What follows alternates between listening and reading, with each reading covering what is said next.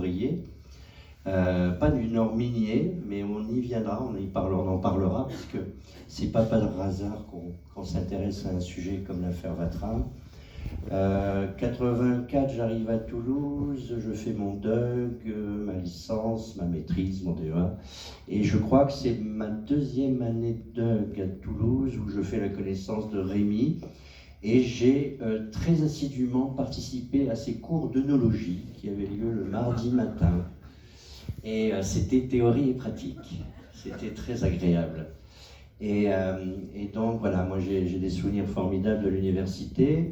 Pendant longtemps, on ne s'est pas vu, et puis quand j'ai commencé à publier des livres, il a été présent sur des moments de rencontre, de signature, et évidemment, dès que ma plume a dévié vers l'histoire, il y a maintenant 3-4 ans, l'histoire ancienne, puisque je pense qu'en écrivant du roman noir, on écrit d'une certaine façon de l'histoire immédiate, de l'histoire contemporaine, puisque le propre du roman noir, c'est d'être témoin de son époque, donc c'est quelque part prendre une photographie de la société à un moment donné.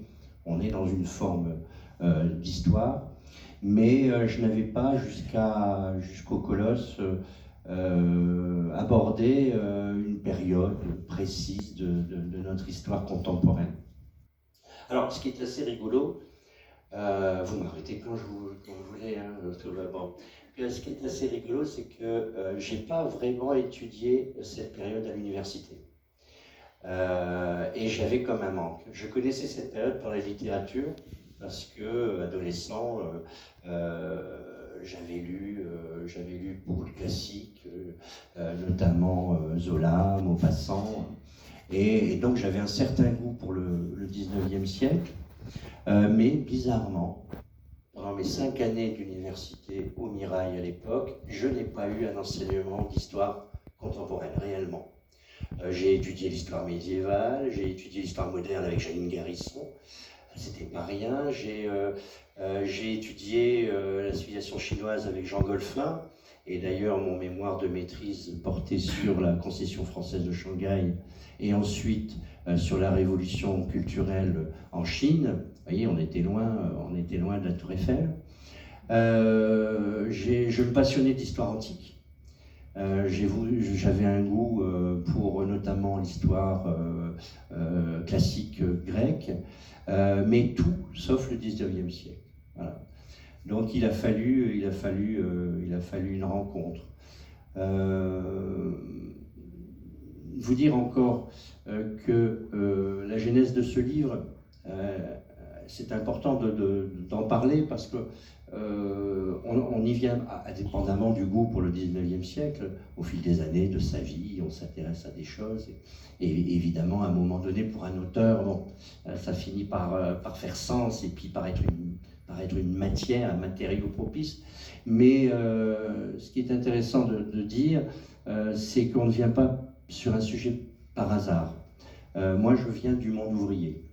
C'est important que je vous le précise, parce que mon père, Henri Dessin, qui n'est plus de ce monde, est descendu à la mine, il avait 13 ans. C'était en 1936, vous voyez un peu.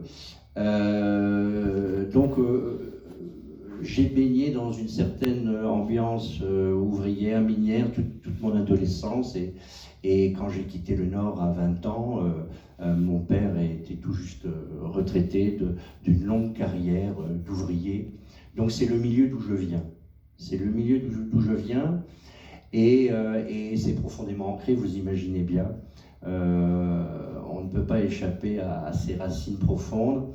Surtout quand on vient en plus géographiquement d'un lieu de tempérament, un lieu de caractère, le Nord-Pas-de-Calais, où justement se sont déroulées de mémorables luttes ouvrières au 19e et au 20e siècle, jusqu'à leur fermeture. Évidemment, quand j'étais enfant, j'en avais des échos. Voilà. Mon père n'est pas resté à la mine, il est resté 3 ans. Bon, mon grand-père est mort de la silicose, un oncle est mort de la silicose. Bref, la famille a été décimée par la mine. Et mon père, qui était le dernier de sa fratrie, a très vite senti le danger de rester dans cette ambiance-là. Et il est resté bien sûr ouvrier, mais il a quitté cet endroit délétère. Et heureusement, je pense, parce que ça a fait de lui un homme assez âgé.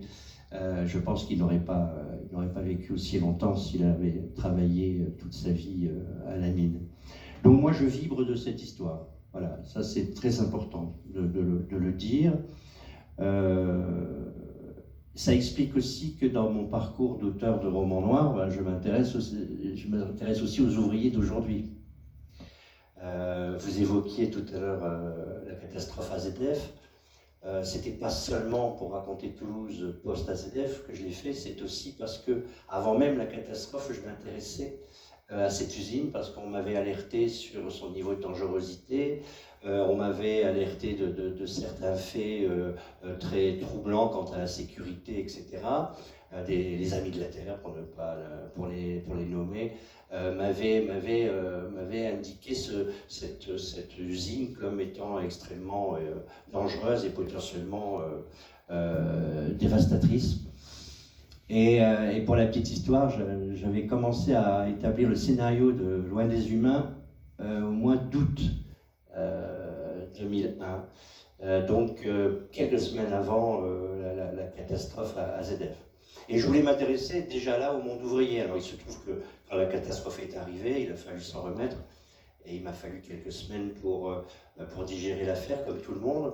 Et évidemment, mon scénario a changé. Comme je n'avais pas le recul nécessaire pour raconter cette histoire au plus près, je me suis intéressé surtout au traumatisme de la catastrophe en situant mon action un an après.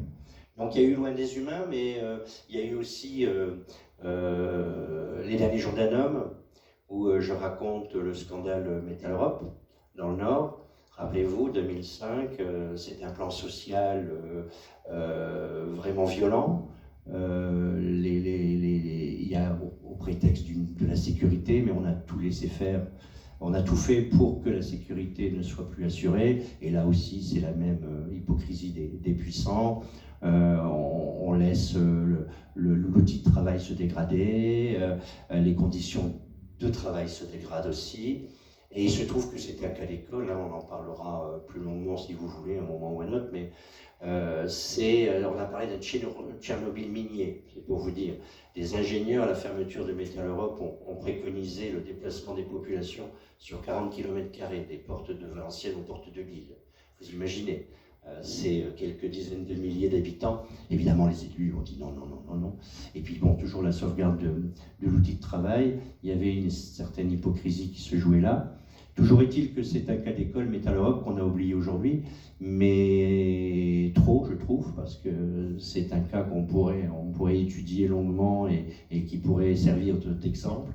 C'est un drame social, comme il y en a eu en 1886 à Decazeville, mais en plus de ce drame social comme à Decazeville, c'est une catastrophe, un scandale, qui a révélé une catastrophe sanitaire et une catastrophe environnementale sans précédent. Ce qu'on ne pouvait pas juger à l'époque. Voilà, donc le monde ouvrier, je l'ai raconté aussi dans Le chemin s'arrêtera là, qui se passe sur la digue du Brec à Dunkerque, une digue qui fait une douzaine de kilomètres de long et qui est comme un fil tendu entre des usines aberrantes, 24 usines dunkerquoises classées Céveso, et une mer du Nord magnifique, celle que vous connaissez au moins dans la chanson de Ferré, comme à Ostende, une mer d'humeur, de tempérament. Et là, je me suis intéressé justement à tous ces cabossés, tous ces gens qui ont été laminés au sens propre par le système dans les années 70, quand on a décidé de fermer toutes les usines du Nord et qui se sont retrouvés sur le pavé sans plus aucune chance de se relever. Donc c'est vous dire que, venant du milieu d'où je viens, moi ce qui m'intéresse beaucoup, autant dans mes romans et mes livres contemporains, que dans mon approche des sujets plus anciens, c'est les cabossés, les fragiles, tous ceux que le système souvent broie, lamine, écrase. Donc voilà, ça c'est un peu la genèse profonde de ce roman, qui est à la fois un roman, mais que l'on situe aussi dans le docu-fiction. Des libraires le mettent sur des tables en histoire, alors moi je laisse faire. Hein, moi je laisse faire. Je vais vous parler de mes intentions très précisément, mais je n'avais pas l'intention, en tout cas moi, de faire un livre d'histoire. Merci beaucoup de cette présentation. Maintenant, entrons dans le vif de cette affaire Vatrin, qui est quand même un moment très intéressant, notamment de l'histoire locale, de l'histoire de notre région, Toulouse. On parle des sources plus tard ou oui, on va parler des sources après. Hein, ouais. Mais alors, pour résumer cette histoire Vatrin, qui se passe donc sur une durée assez longue, hein, puisque le drame s'est joué en quelques heures, le 26 janvier 1886. Mais c'est un drame qui a engendré la plus longue grève ouvrière du 19e siècle. Elle a duré exactement 108 jours. Et par une étrange coïncidence, en tant que romancier, je m'aurais inventé qu'on m'aurait dit « tu inventes, c'est pas possible que ça se passe comme ça ». La grève s'est arrêtée la veille du premier jour de procès des supposés coupables de ce drame. Alors, je ne vais pas trop vous en dire non plus, il faudra lire le livre, il faudra aller dans le texte, mais et puis ça ne peut pas se résumer en quelques minutes, mais toujours est-il que ce qui s'est passé, c'est que ce jour-là, il y a eu un ras-le-bol, comme souvent, et des gens se sont mis à marcher, mineurs, ouvriers de toutes sortes. Alors, certains d'entre vous, sans doute que vous connaissez le bassin de Decazeville, hein, c'est une enclave, hein, c'est par rapport d'abord c'est un bassin houiller métallurgique isolé par rapport aux autres bassins houillers de l'époque. Hein. Dans le nord, tout se touchait, hein, entre Anzin, Valenciennes, Lens. Bon, là, Decazeville est très isolé, et puis très étiré dans le paysage. Donc vous avez Decazeville, qui est une fraîche commune, hein, qui vient du duc Decazes, qui a créé sa ville, qui avait hérité de mines aussi. Il a tous ces montées sur des mines là un peu pauvres, hein, faut reconnaître, elles étaient pauvres au début, elles le resteront globalement tout le temps par rapport à d'autres. Hein. Mais donc il y a ce Decazes qui est encore un gros bourg, on va dire. Et puis dispersé, vous avez Aubin, vous avez Cransac, vous avez Firmy, où il y a des puits de mines, il y a des unités métallurgiques, tout ça. Il faut le faire à pied. Je vous recommande un documentaire qui a été fait sur le bouquin et sur mon travail, qui s'appelle 1886, Retour sur les lieux du crime, c'est de Philippe Courtin. On me voit travailler et on me voit dans le paysage.